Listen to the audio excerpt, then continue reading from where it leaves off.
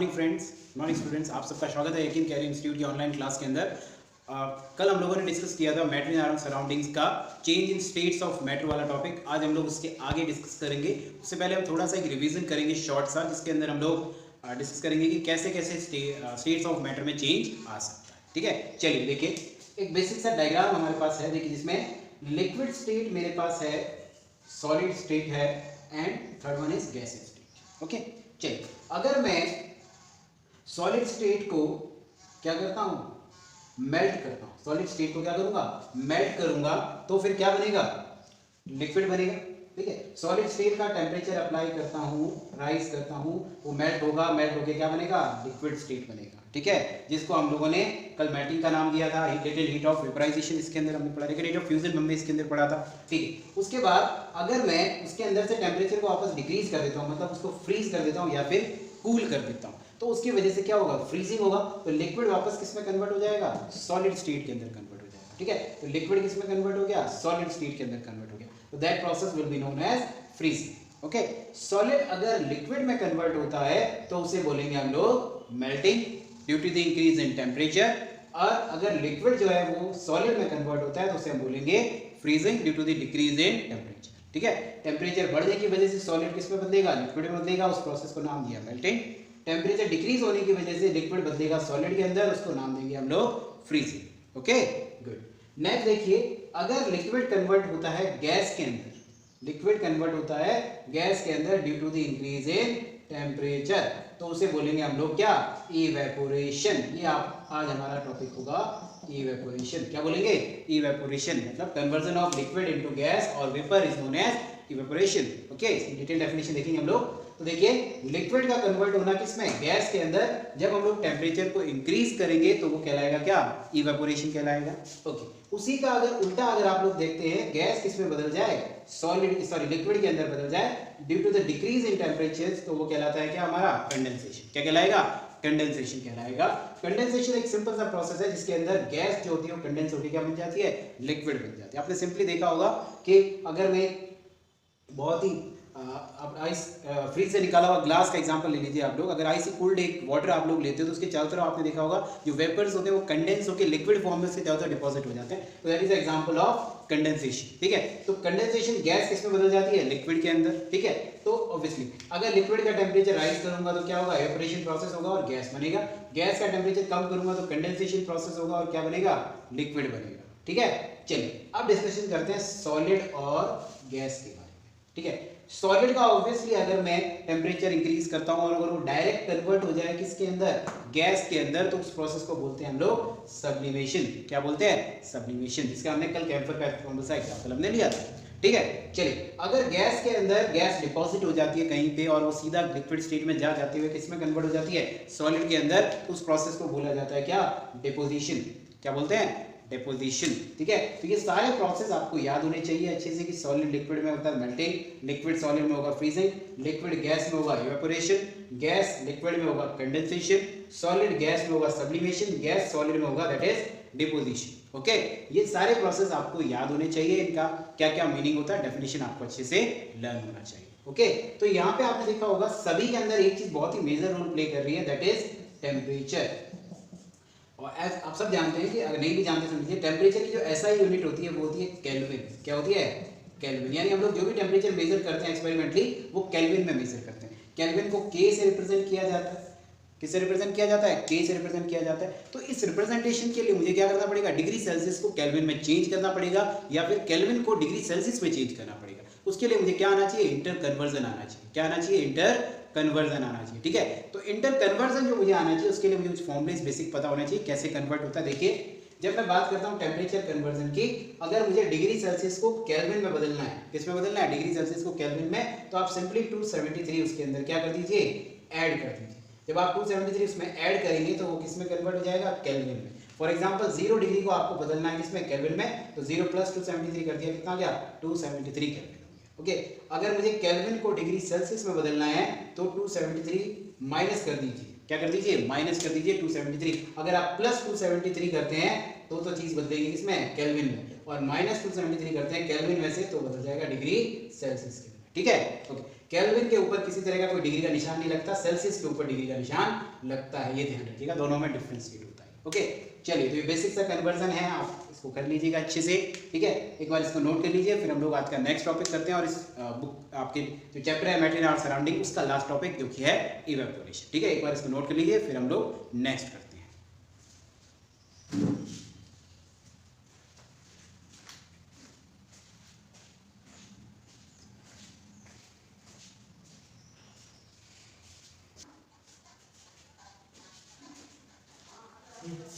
चलिए, I hope आप लोगों ने नोट कर लिया होगा। नेक्स्ट हेडिंग लगाइए इवेपोरेशन, नेक्स्ट हेडिंग लगाइए इवेपोरेशन।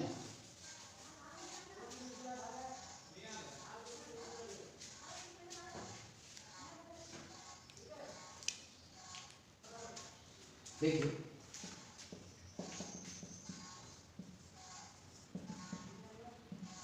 इवेपोरेशन सिंपली आप कह सकते हैं इट इज अ प्रोसेस और it is a surface phenomenon. It is a surface phenomena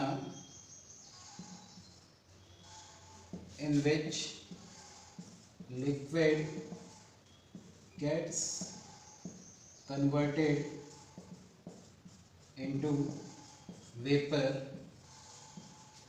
below its boiling point. Evaporation एक सरफेस फिनोमेना है जिसमें लिक्विड किसमें कन्वर्ट हो जाता है, वेपर के अंदर कन्वर्ट हो जाता है, below its boiling point, boiling point के नीचे ही वो किसमें कन्वर्ट हो जाता है, वेपर के अंदर, उसी को कहते हैं क्या, इवेपोरेशन। इवेपोरेशन बेसिकली आपने देखा होगा, अगर मैं कोई भी सरफेस लेता हूँ, मान लीजिए मैंने कोई मेटल का सरफेस है जो बाहर सनलाइट के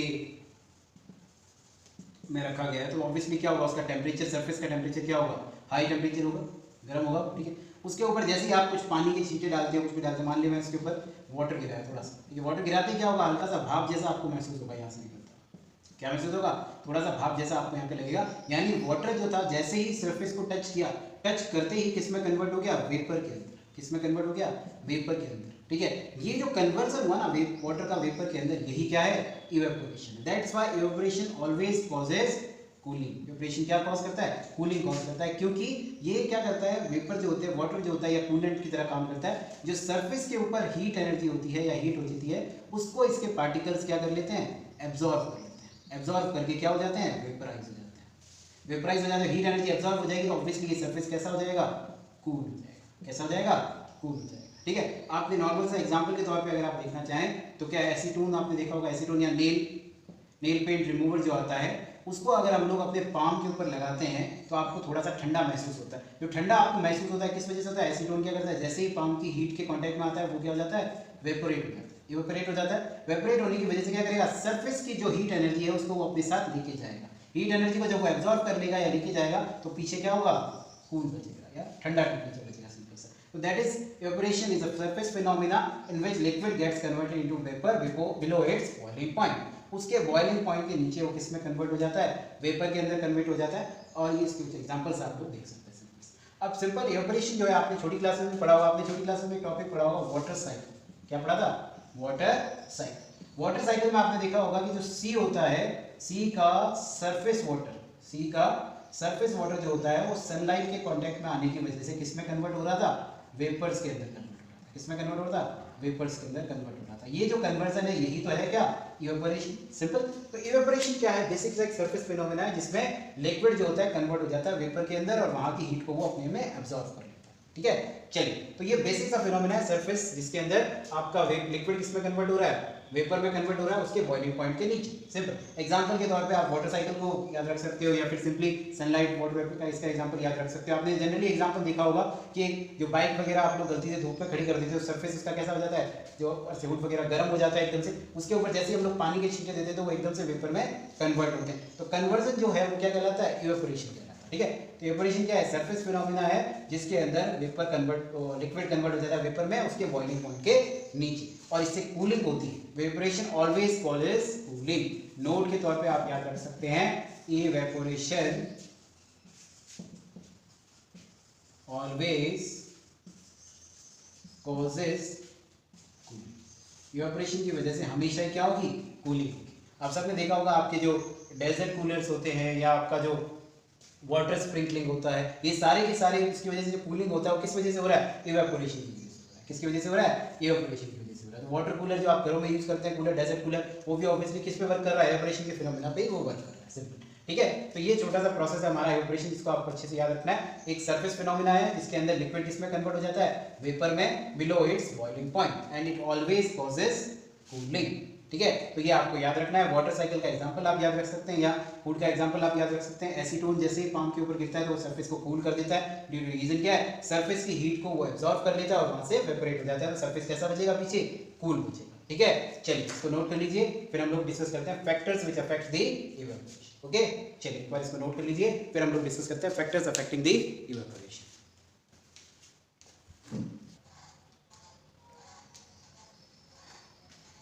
चलिए, आई होप आपने इसको नोट कर लिया होगा। नेक्स्ट हम डिस्कस करेंगे factors which affect the evaporation. कौन कौन से फैक्टर्स जो हैं वो इवेपोरेशन को अफेक्ट करते हैं। चलिए देखते हैं, नेक्स्ट हेडिंग लगा दीजिए, factors which affects the evaporation. थोड़ा सा आप इनको फैक्टर्स जो है उनको हम लोग किससे जोड़ के देखेंगे, जो आपकी रोजमर्रा का लाइफ है उससे जोड़ के देखेंगे। सिंपली देखिए, पहला फैक्टर जो है इवेपोरेशन का ऑब्वियसली क्या होगा? टेम्परेचर। क्या होगा? टेम्परेचर। जितना ज्यादा टेम्परेचर होगा उतना ही ज्यादा क्या होगा? इवेपोरेशन का रेट होगा। High temperature leads to high rate of evaporation.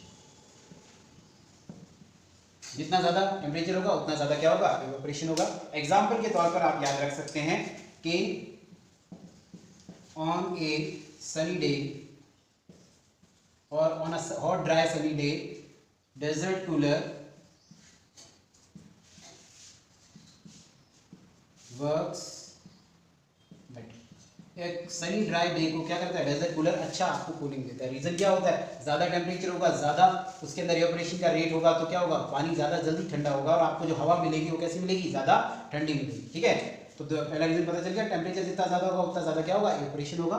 Second point जो आपको याद रखना है वो है सरफेस एरिया। सेकेंड पॉइंट क्या है? Surface area. सिंपल सा है, जितना ज्यादा सरफेस एरिया होगा रेट ऑफ इवेपोरेशन उतना ज्यादा होगा। ठीक है, तो इसमें भी याद रखना है, high surface area result in high rate of evaporation.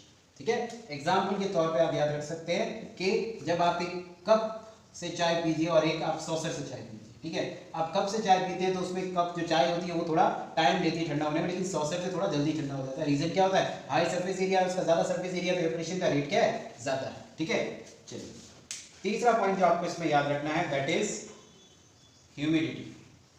तीसरा पॉइंट क्या है? Humidity. Humidity basically means the presence of water molecules in the outside surface. जो बाहर का सरफेस है या जो आपके आसपास का सरफेस है उसमें वाटर मॉलिक्यूल्स जो है कितनी मात्रा में प्रेजेंट है वो आपका ह्यूमिडिटी कहलाता है। अगर ह्यूमिडिटी मेरी हाई होती है, हाई ह्यूमिडिटी होती है, तो रेट ऑफ इवेपोरेशन क्या होगा?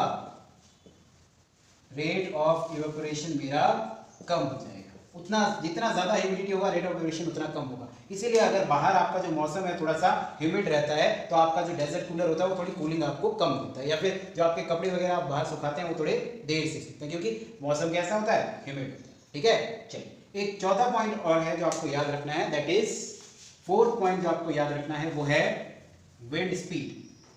What is the fourth point? It is speed of wind या विंड स्पीड। अगर विंड की स्पीड हाई होगी तो सिमिलरली रेट ऑफ इवेपोरेशन क्या होगा? ज्यादा। इसका सिंपल सा आप एग्जांपल याद रख सकते हो कि अगर एक विंडी डे होता है तो उस दिन आपके कपड़े क्या होते हैं? थोड़े जल्दी सूखते हैं। कपड़े क्या होते हैं? थोड़े जल्दी सूखते हैं क्योंकि विंड स्पीड ज्यादा होगा तो रेट ऑफ इवेपोरेशन ज्यादा होगा, वाटर वेपर जल्दी इवेपोरेट होकर उड़ेंगे कपड़ों से, तो उसकी वजह से आपका क्या कपड़े क्या होंगे? ज्यादा जल्दी सूखेंगे। ठीक है, तो ये चार बेसिक फैक्टर्स हैं जिसपे रेट ऑफ इवेपोरेशन क्या करता है? डिपेंड करता है, या फैक्टर्स जो है रेट ऑफ इवेपोरेशन को अफेक्ट करते हैं। ठीक है, इन्हीं वजह से आपकी जो सरफेस कूलिंग होती है वो भी अफेक्ट करती है। ठीक है, चलिए कुछ क्वेश्चंस आपसे पूछ लेते हैं, कुछ क्वेश्चंस आपको होमवर्क दे देते हैं, आपको उनको करना है जो कि किसके ऊपर बेस्ड है? रेट ऑफ इवेपोरेशन के ऊपर बेस्ड है। सिंपल देखिए, दो क्वेश्चन हैं आप लोगों के लिए जो आपको करने हैं घर से। देखिए question number 1, why do people sprinkle water outside the house on A hot dry day. अगर कोई गर्मियों का गर्म दिन है उस दिन हम लोग घर के आगे पानी को स्प्रिंकल क्यों करते हैं? ठीक है, question number 1। Question number 2, why we should wear cotton clothes in summer. हम लोगों को गर्मियों के अंदर कॉटन के कपड़े क्यों पहनने चाहिए? ठीक है, ये बेसिक से क्वेश्चन है जो आपके एनसीईआरटी में भी गिवन है और आपको इन क्वेश्चंस का आंसर जो है इवेपोरेशन रेट और इवेपोरेशन के बेसिस पे देना है। ठीक है, और किस तरीके से ऐसा कुछ करने की वजह से कूलिंग का रेट कैसे आपको इफेक्ट करता है उसके ऊपर आपको इनके आंसर्स देने हैं। ठीक है, चलिए तो ये था आपका chapter matter in our surroundings. इसकी एक्सरसाइज भी हम लोग डिस्कस करेंगे। तब तक आप लोग इस चैप्टर को फिर से एक बार रिवाइज कीजिएगा। कोई अगर डाउट आता है तो आप लोग पूछ लीजिएगा। तब तक के लिए घर पे रहिए और सेफ रहिए। Okay, have a good day.